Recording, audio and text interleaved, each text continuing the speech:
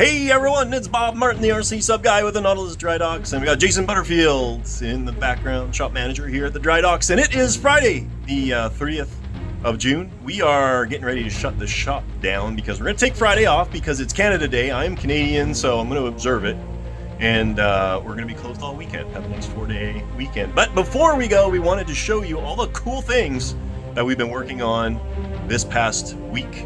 Maybe we'll make this a regular deal. We'll see how much time we end up with.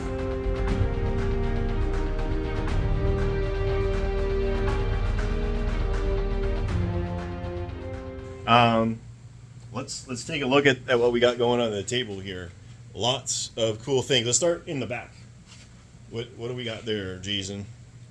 This is our Steampunk concept boat.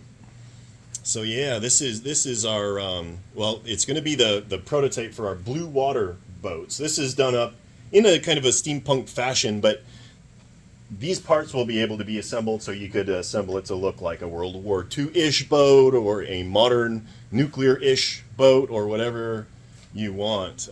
This particular one, we got a little camera sticking out the front there.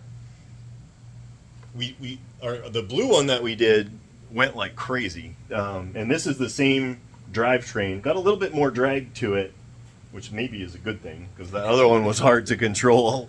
But that is going to be in the pool next week, weather permitting. So we'll have an update for you guys there. And speaking of pool testing, Flying Sub from Voyage to the Bottom of the Sea. This is based off the 1/32 Mobius Models plastic model kit, but this is full RC. There's going to be a dedicated video to that. I just wanted to tease you with it. Maybe I'll cut in a little bit of video I took earlier with the lights on. It's got huge floodlights in there and a waterproof camera in the front as well. It's pretty darn slick. I'm kind of infatuated with it. It's pretty cool. So yeah, next week we're going to drop that thing in the pool. And last time I teased this, everybody was like, can I buy it? Can I buy it? This one is spoken for. All the boats that we build typically are spoken for, unless otherwise noted. This is a new 3D file that I've been working on. This is the Fulton Nautilus, circa like 1800.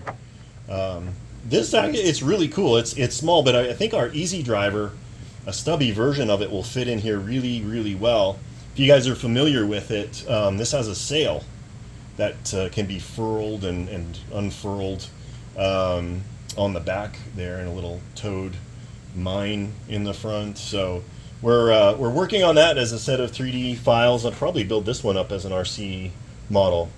This would be really cool just to like pick up and chuck in the water. But that is going to be coming soon as well. In the back, this is what Jason's been working on. How many cylinders do we have there, Jason? 3 cylinders worth of stuff. We just cleared them off to clear off the bench there. After we're done these, we'll only have one more order outstanding. So if you've been holding off on ordering your cylinder because we've been backlogged, we're almost caught up. After we're done to these, we'll be just like a week or 2 weeks behind. So yeah. And then I guess the last thing, we got to go over to the Balleo. If you've been following my channel, you'll have seen we had it in the pool. Some things of note that we are working on. These servos that were in the back here are going to get replaced with these very large, very expensive, high-tech waterproof servos. The ones we got were off of Amazon. They said they were waterproof, and they lasted like 10 seconds. 10 seconds before they filled up with water. So much for that. If you remember from the video, this thing was like flopping over. It was so top heavy. We were pretty worried about that. But this gun up here, it was loose, and so we pulled it off, and Jason was the one to do it. It's solid cast metal. So there's 3 of those guns. They actually added up to over a pound of weight, and that's probably sitting up at least 8 inches off of center line. So it's no wonder that we couldn't get this thing to sit upright. We've done a few things.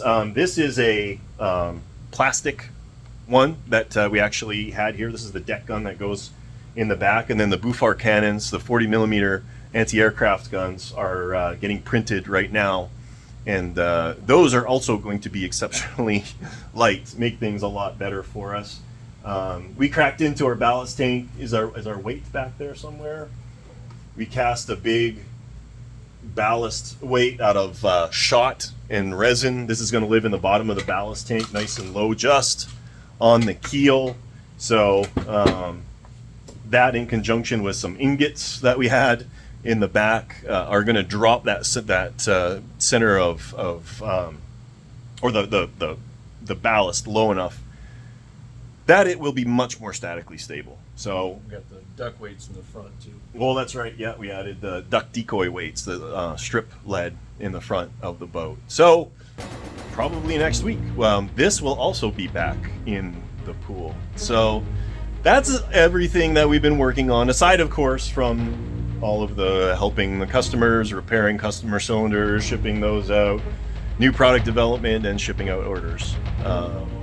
So I'm pretty impressed. We did a lot this week, considering it's a short work week. So we're going to leave you with that. Happy 4th to everybody celebrating that in the States, and for everybody who's not, you can wish us Happy Canada Day and Happy Independence Day. We're going to leave you with that. Have a great weekend, everyone. Again, it's Bob Martin, the RC Sub Guy, Jason Butterfield. Catch you next time.